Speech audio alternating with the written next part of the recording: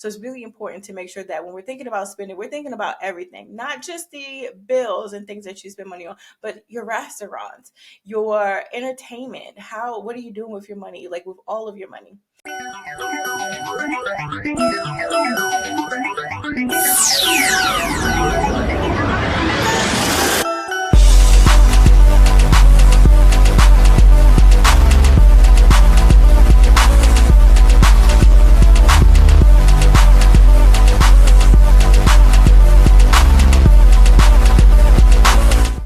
Hello, and welcome back to another episode of the Grow Beyond the Budget podcast. I am your host, Tiffany Burns. I am a money and mindset coach who helps people become more intentionally and mindful about their money so that they can use money more effectively and intentionally to create a life that they love. In today's episode, this is also airing in Financial Planning Month, which is in October. So we're going to continue talking about just how to create your financial plan. Last episode, I was talking about just your financial plan is really a holistic view of your finances and what you want your money to be able to do for you, your family members, your friends, your community, and all of the things that come with that, like taxes, insurance, your investments, all of those things are included in your financial plan, okay? That your financial plan is really your overall vision for your finances. One of the things that I like to do is just making sure that we're looking at it again holistically and figuring out where your life and finances interconnect so we can make sure those things are supporting each other. We live in a society where money is going to be one of those things that helps you create the life that you love, whether that is creating financial freedom so that you can, travel more and work less, so that you could give back to people, so that you can enjoy your hobbies and different things. You can use money as a tool to help you do those things, okay? And your financial plan is just, again, the overall look that you're taking to your finances so that you can get to that.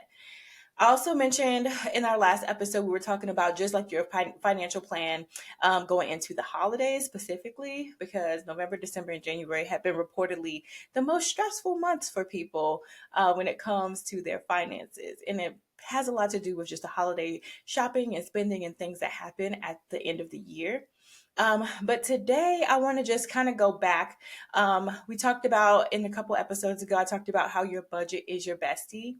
And your budget is really a plan on how you manage your money on a day-to-day basis. So I want to dig into that even further. There's 4 things that we want your money to be able to do for you. Okay. There's 4 different categories, and pretty much anything that you're doing with your money can be broken into one of these categories.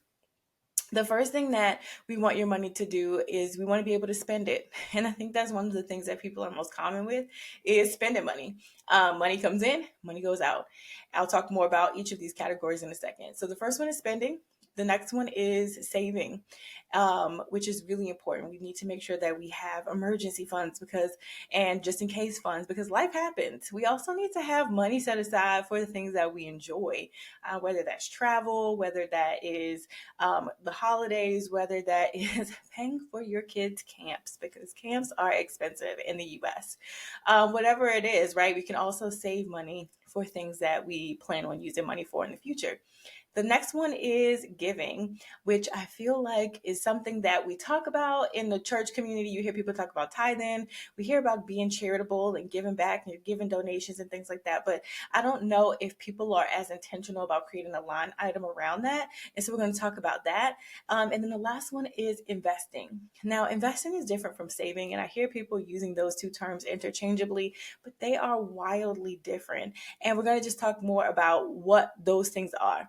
Okay, this is important because as you're talking about your financial plan, last episode, when we were talking about the financial plan, if we're thinking about creating, becoming the work optional for ourselves and creating financial independence for ourselves, we want to be able to set our children up with different type of investment accounts. We want to be able to create estate plans. We want to have the proper insurance, all of these moving parts, right? Taking advantage of tax strategies, investing our money so that we can build wealth. All of that comes with very intentional planning and usage of your finances. With the way that the economy is also set up right now, it's harder for you to wing it than it has been before, right? You have more cushion because things cost less. There was, businesses were reporting more income. Job security was a little bit more stable. You might have had, periods on your job where you were doing good and you felt safe, and that might not be the case anymore. So we just need to make sure in this particular season or going forward that we're being super intentional about how we manage and use our money so that our money can hit all of those boxes so that we can get to the bigger goals of all of the things that we want to do in our financial plan. Okay? All right, so let's talk about it. Are you ready to get growing? Let's go. All right, so in the first category is spending. And I feel like this is the one that people absolutely love to talk about because it's fun. It's exhilarating to spend money. I am a spender. Even though I'm a money coach, I am a spender. I love to spend money. My husband is also a spender. We like to spend money. There's a rush that you get when you're making a purchase, and it's fun. It's exciting. And I know so many people who are like that too. And I have no intentions of changing my habits of being a spender. I just make sure that I am super intentional and mindful about how I spend so that it doesn't interfere with the other things that I want to do. All right. But when we're talking about spending, there's so many things that we spend our money on a day-to-day basis that we just have to be super mindful of if we want to spend our money on the things that we need to spend money on and the things that we want to spend money on and still hit all those other boxes at the same time. So when you're thinking about spending, one of the things when I ask people about like their budgets, when I ask them about their expenses, the first thing that they talk about is their fixed expenses, right? You know how much your rent or mortgage is, you know how much your car payment is. Those things are fixed, those are set. You know how much your subscriptions are if you have subscriptions. But it's those things that we don't necessarily have a due date, or some of those things that fluctuate, whether that's gas, groceries, your hair, your nails, all those different things that come in and out. Clothing budgets can fluctuate from month to month. Your gifting can change. All of those things like have different due dates, and they don't have a due date, and they have varying amounts. So sometimes it's hard to know how much you spend when you're not tracking it. So it's really important to make sure that when we're thinking about spending, we're thinking about everything, not just the bills and things that you spend money on, but your restaurants, your entertainment. What are you doing with your money? Like with all of your money. Underneath the category of spending is also your debt. So when you're thinking about it, you might have used a credit card, you might have taken out a loan to pay for your car, all of these different things, but you have to spend money to pay that down. So even your debt gets categorized under your spending because you're spending money to pay that debt off.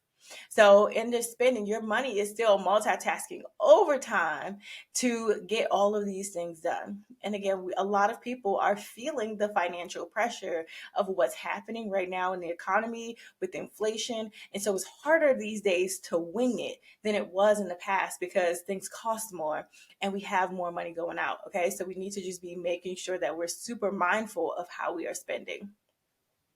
The next category is saving.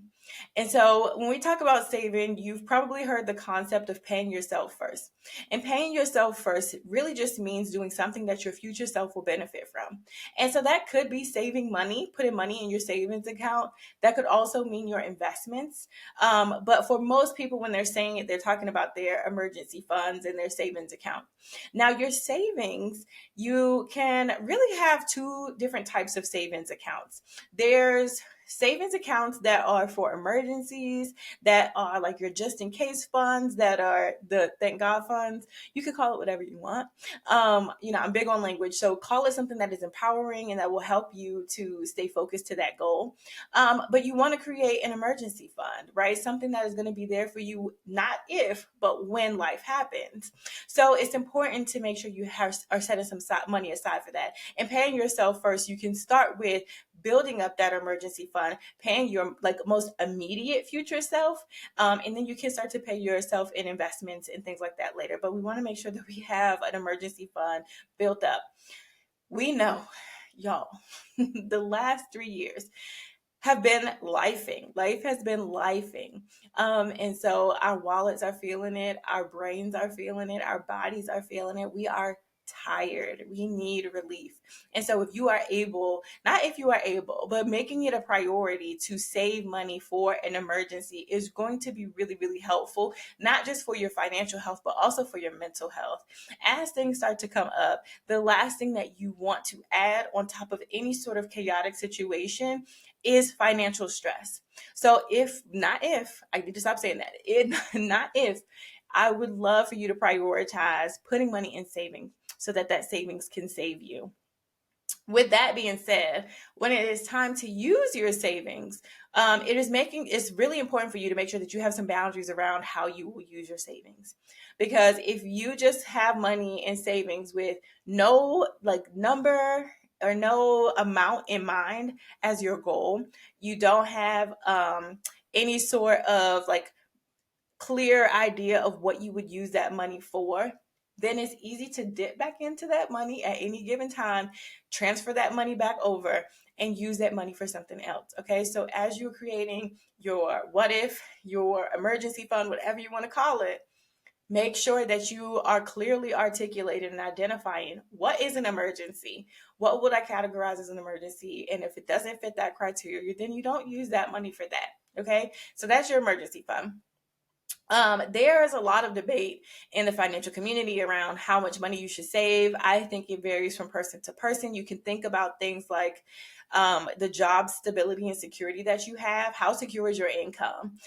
If you were to lose your job tomorrow, how quickly could you find another source of income that could replace that to cover your expenses?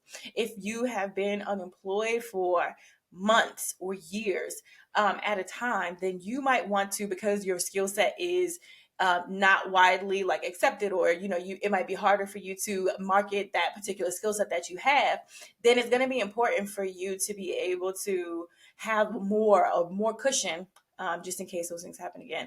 Think about things like what type of emergency fund would you like? When I was creating my emergency fund, instead of creating like a lean emergency fund, it was important for me to pad my emergency fund, because if I feel like if I'm going through an emergency, then I don't want to have to skimp back on the comforts that I have in my day-to-day life now. I want to be able to protect those. So my emergency fund is padded to the amount that I spend right now. There are some people who for their emergency fund do like the bare minimum of their expenses, because if they're in an emergency, they're cutting off any unnecessary things, and they are going bare bones, scorched earth, rice and beans type budget. That's not what I wanted. I wanted to pad it, so I padded it.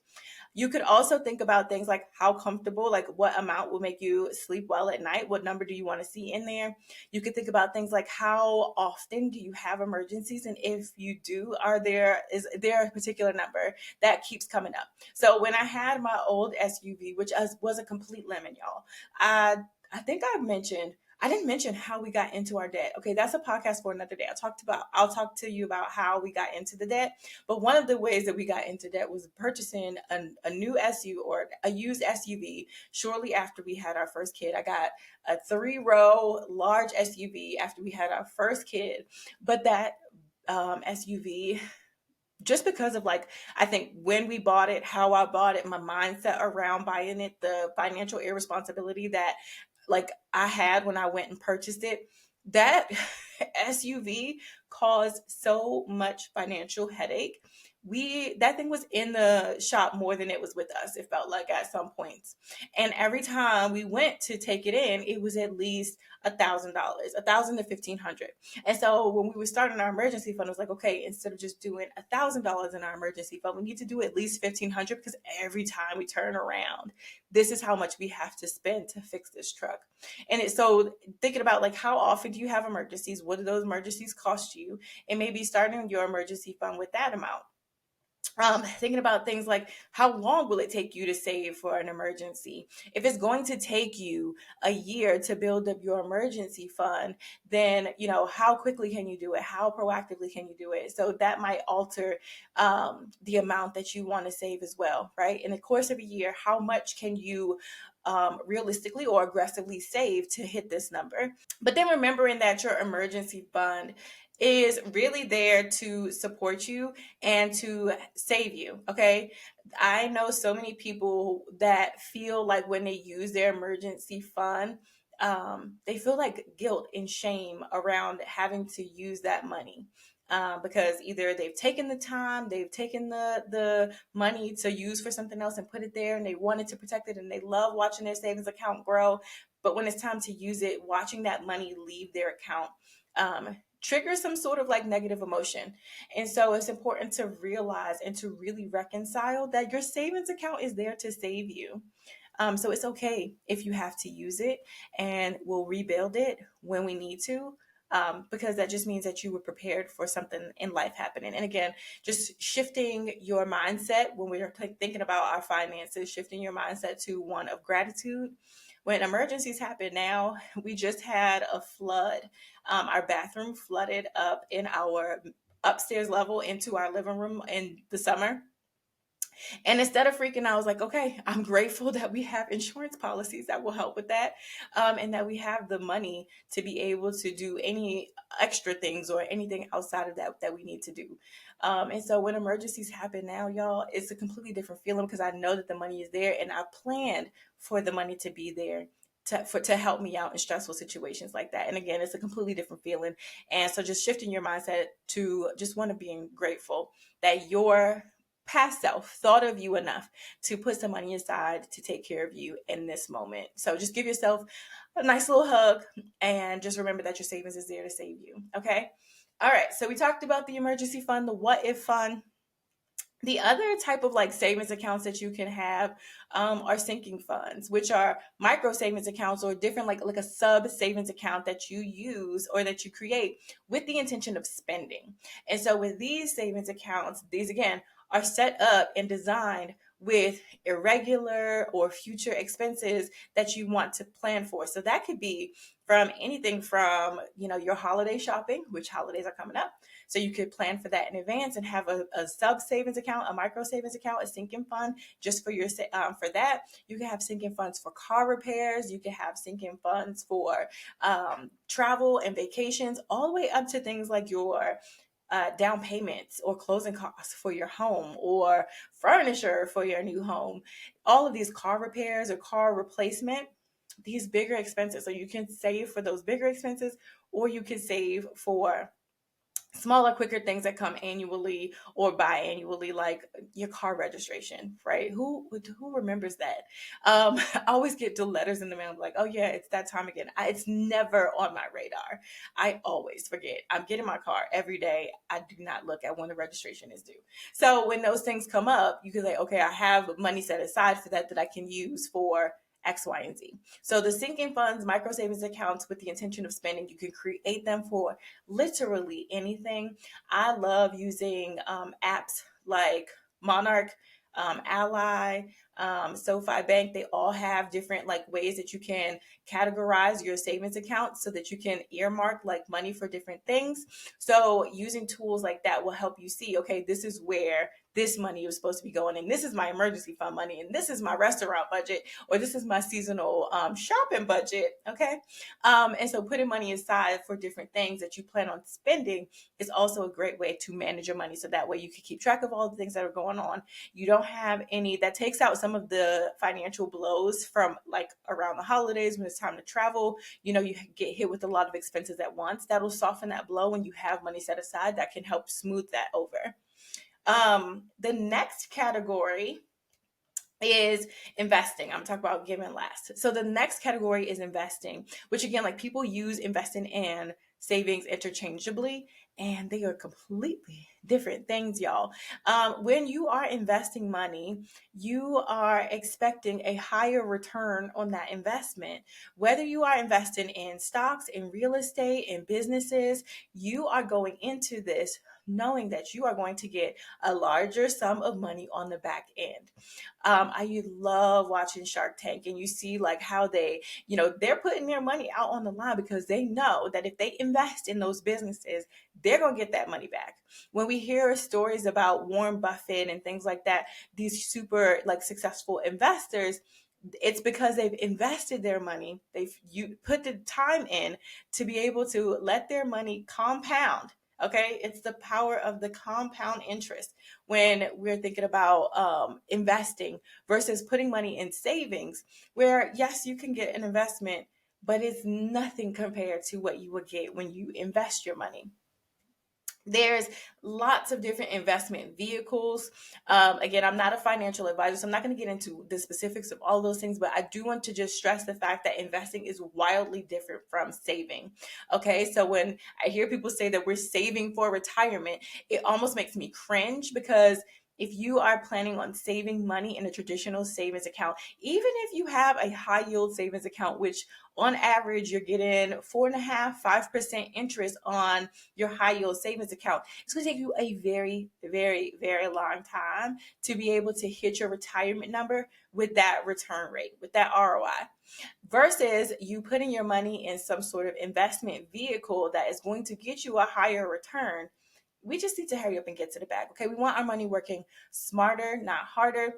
And so some of the easiest ways to start investing, which a lot of people are already taking advantage of, are through your employee sponsored accounts. If you have access to a 401k, 403b, a TSP, all of these different things, even if you're an entrepreneur, there are so many types of investment accounts that entrepreneurs can take advantage of. And when you're an entrepreneur, you can set it up to where you are contributing as the employer and the employee.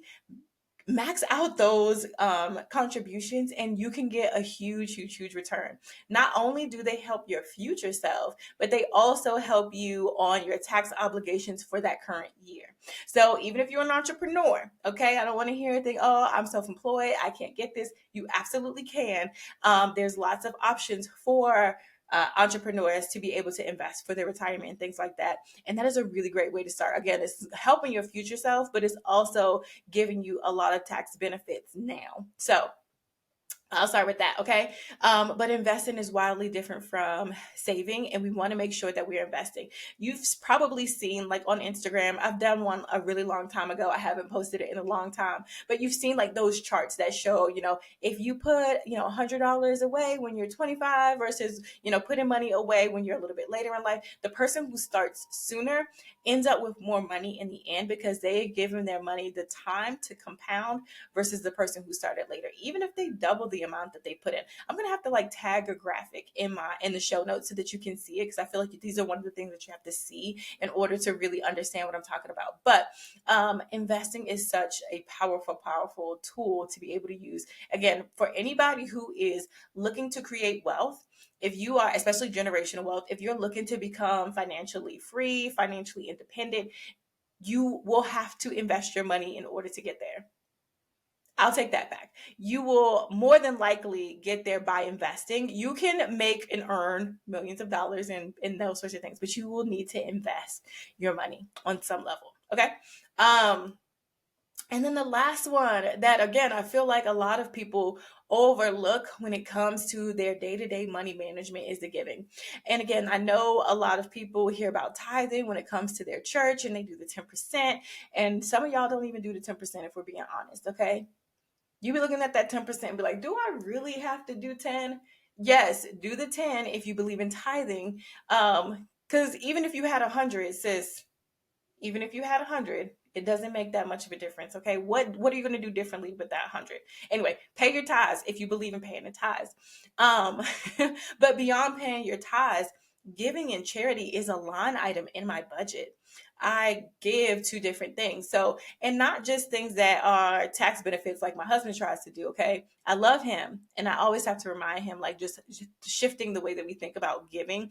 We don't always have to have a tax receipt when we're giving money in order to give. There are some people, there are causes who need the abundance and the overflow that we have. And so it's really important for us to give back. Being able to give your friends and family members money in crises and being able to support people who are really in need, or people that you see are struggling and they just really could use some encouragement and some support financially, and being able to do that hits different for me. That hits different. So, again, I love being able to help people. It doesn't always have to be a tax write-off. So making sure that you have a line item in your budget. GoFundMe's is a perfect example of that.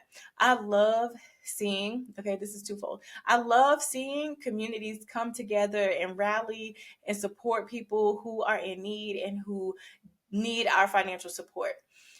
I will also, there's an episode that's going to be coming out that I'm doing with an insurance agent where we're going to be talking about, just how some things can be avoided and we can be proactive with our finances so we don't have to use GoFundMe's. But I do think it's a beautiful thing to see people come together and rally behind people who need that financial support in the form of GoFundMe's. It's a beautiful thing. And, okay, I want us, the Grow Beyond the Budget listeners, okay, we got to come up with a name, to be proactive with our finances and plan for some of these things so we don't have to rely on a GoFundMe and rely on people's generosities. And people will still be generous. It just means that we aren't dependent on that as the go-to for the support that we need in those seasons. So making sure that, again, just like that is a line item in your budget, not just the tithing, but just charity in general, whether that is supporting your kids' schools or different organizations, a GoFundMe, you never know. Like there's always somebody in need. Being intentional about giving money back is really powerful. So that's the 4, okay? Those are the 4 things that we want our finances to do for us. Those are the 4 categories of money management. Spending, okay? Spending money on all of the things, whether that is your bills, that is unexpected or irregular expenses like hair, nails, groceries, gas. Paying off debt is also going to be categorized under your spending. Saving money for emergencies, but also for planned things that you need to spend money on. Investing your money so that you can use your money for your future self and for your retirement and things like that. And then also giving. Now, we talked about all of those different things that your money can do for you. And now you're probably like, okay, I'm sitting here thinking about my paycheck and my income and trying to make the math. So the thing that we need to make sure is also in check when you think about how much money you spend, save, give, invest on a daily, monthly basis. We need to make sure that your income is right. Okay. If you do not have the right amount of income to support all of these different categories, then it will make things a lot harder. And you've probably experienced that. Okay. So making sure that you have your full-time job or your business is supporting the lifestyle that you want to live and able to do all these different things. Again, I am always, always, always going to advocate for you to get more money. Nothing bad will happen if you get more money, especially if you are putting that money in these 4 categories. Nothing bad is going to happen to you. If anything, you and everyone around you is going to be even more blessed and abundant because you are giving back.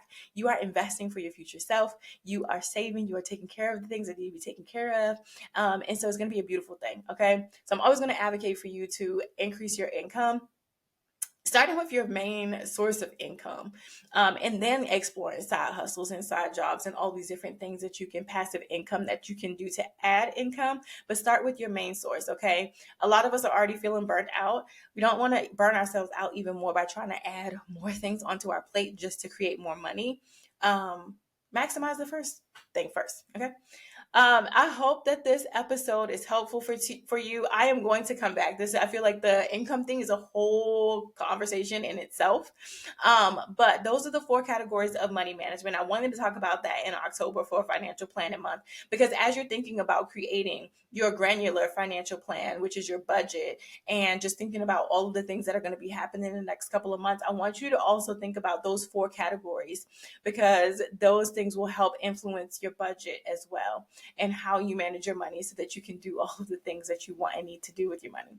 Again, anytime you hear me talking and you are like, girl, ain't no way I'm getting ready to do this on my own, I am always going to invite you to jump on a call with me so that we can talk. I'm a money and mindset coach. This is what I do. This is what I feel like the Ursula thing. This is what I live for. This is what I do. This is what I love to do, is to help people manage their money more effectively. Once we have your vision and all of those things in place that we talked about in your financial plan, then it's easier for us to see, okay, this is where we need to start redirecting money so that you can hit all of these different categories. These are skills and habits that need to be developed and nurtured. For a lot of people, these things don't come naturally. So it's really helpful to do it with somebody when you're getting started so that you can avoid some common pitfalls, so that you can avoid the fatigue that comes with the learning curve of trying to do things new, and to give you the support, encouragement, and accountability to actually get things done. So if you are interested in working with me, because if you listen to this and you were like, no, ma'am, then click the link in the show notes, book a consultation so we can chat about how money coaching can help you manage your money so that you can hit all these categories. Until next time, keep growing.